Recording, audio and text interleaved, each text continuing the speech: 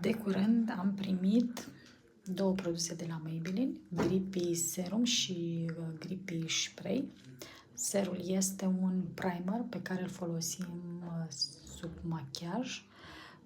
El este foarte bun să-l utilizăm după ce ne-am pregătit tenul.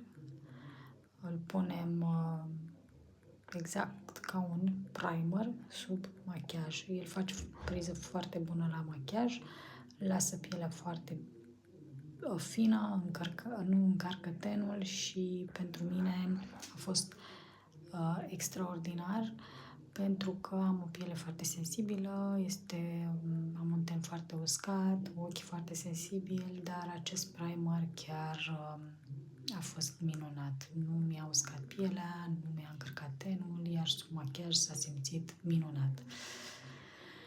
De asemenea și spray-ul de fixare este la fel, foarte bun, îl recomand, este ușor, nu încarcă,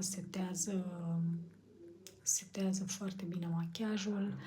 Ambele sunt extraordinare și le recomand cu căldură. Nu sunt o persoană care folosește foarte des spray de fixare, însă acesta pot să spun că este foarte blând cu pielea și chiar setează foarte frumos machiajul, cel puțin pentru mine, pentru faptul că am un ten uscat. Acest spray a fost extraordinar, acest spray de setare îl recomand și testați-l ca să vedeți și voi cât de bune sunt cele două produse.